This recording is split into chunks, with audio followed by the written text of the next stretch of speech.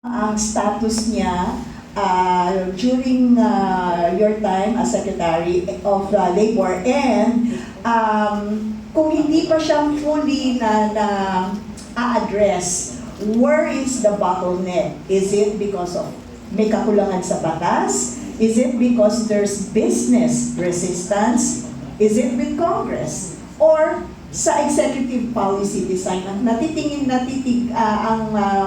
tingin ninyo kung bakit ito pa rin ang status ng ating ENDO? Okay, that's a very relevant question. And it was addressed when I mentioned earlier na ang unang trabaho ng mga labor inspectors is to see to it that the employers comply with all labor laws, especially on the term of contracts.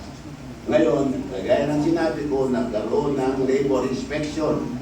Halos lahat ng mga business establishment in-inspect. And they found out na marami ang kinatawag na under yung ENDO na walang permanence, walang security of tenure.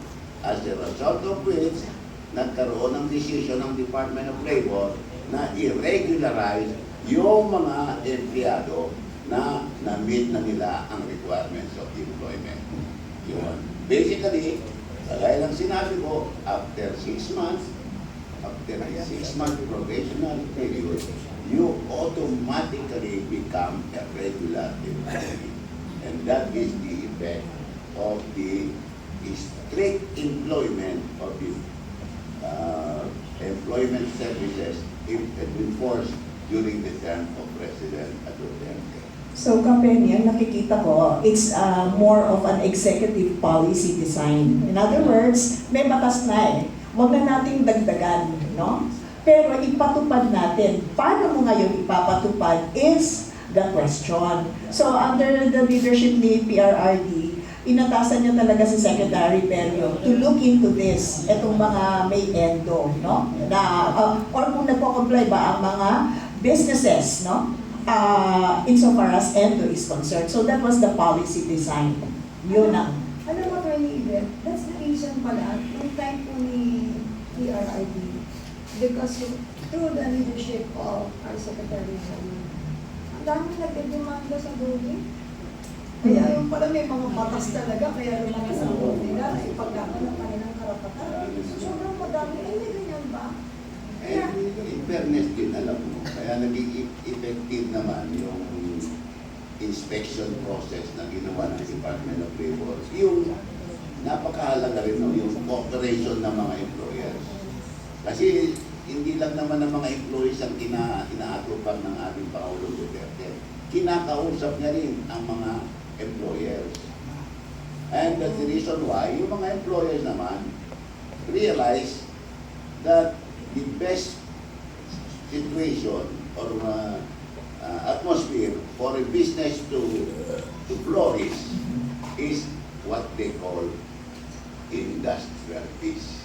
Pag merong magandang patakaran na nasusunod at nagkaroon ng magandang pagsasama ng mga gagawa at ng mga employer, gaganda ang trabaho, gaganda ang negosyo.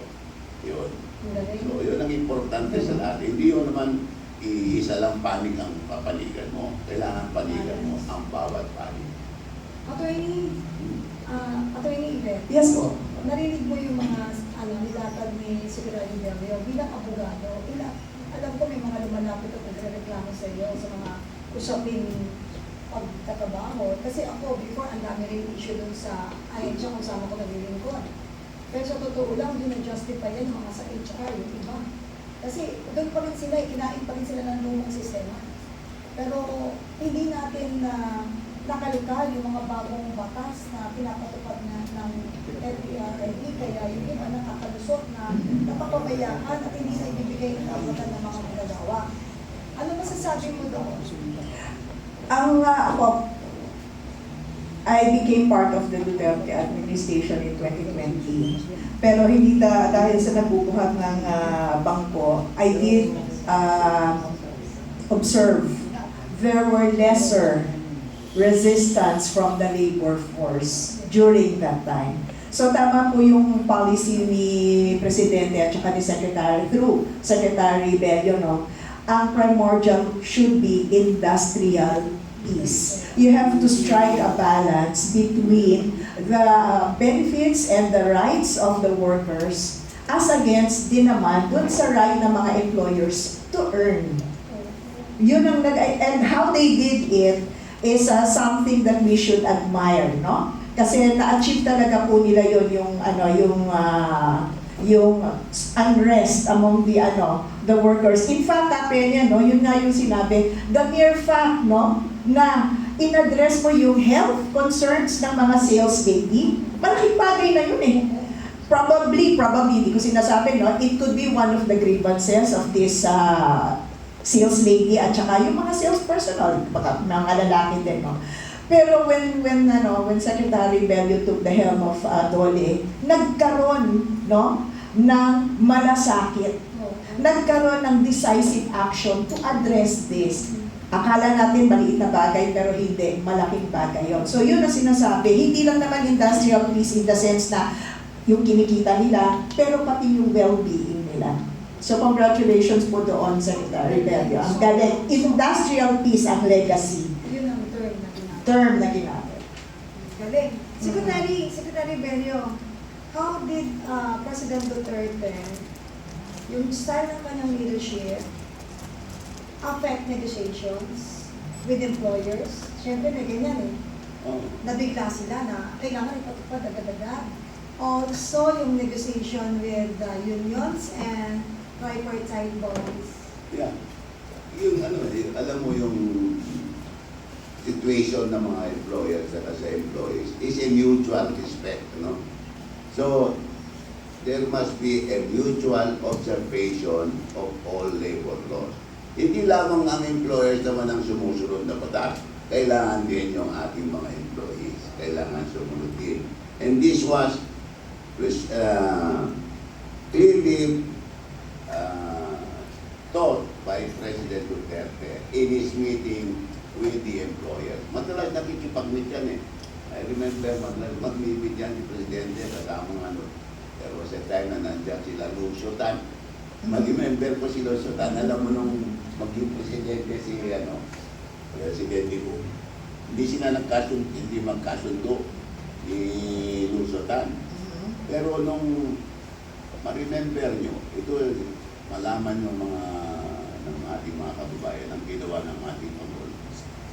Ma-remember nyo yung balita noon na meron tayong 9,000 workers in the Middle East na hindi nagsusweldo ng 2 taon.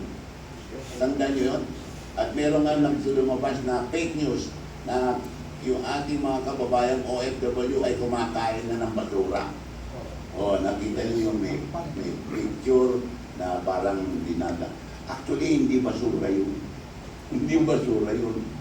Yung mga kinakain ng mga kababayan natin na medyo hirap dahil walang sweldo, 2 taon, hindi nagsusweldo.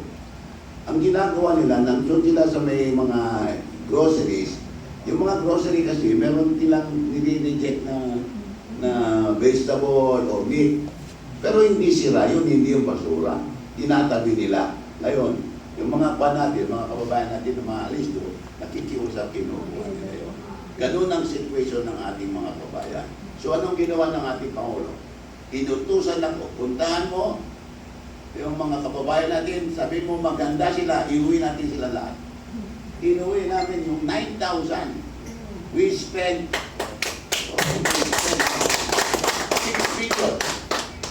Mas malaki sana, kaya lang medyo nahiya si King Salman ng Saudi Arabia kasi karamihan sa mga Arabic leaders hindi nagbabayad ng sweldo.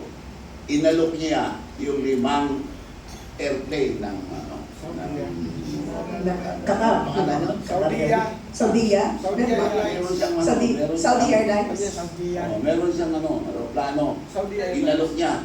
At nung nalaman ni Lucio-tan na ginawa ng King Salman yon, inalok niya rin ang plane, ang aeroplano. Nagamit din namin ang 10 aeroplano ni Lucio-tan At dahil doon naging kaibigan, sabi niya, Mr. Tan, magkaibigan na tayo dahil sa ginawa. 9,000 kinuwi niya. Pero nasingit na rin niya yung forbidden. Oo, yung tax. Yung Kaya kasi bayad siya. Bayad siya. Pero mo yan, na pinauwi niya yan. Kagaya na, alam niyo dito dapat malaman ng ating mga kabayan kung ano nagawa ng ating Pangulo. Ma-remember niyo nung COVID? Ma-remember niyo yung COVID? Lahat ng mga kababayan natin sa abroad, naka-deploy sa abroad, nawalan ng trabaho. Dahil COVID eh. So, ang ginawa ng Pangulo, inuwi niya lahat. We brought home 1,222,000 OFW. Ang dito. At uwi sila. Kaya ito si Secretary Kapdak, dilim ako dyan. Wala bagay talaga siya dyan sa DFW eh. Kasi siya ang OWA administrator noon. So, lahat ng mga umuwi,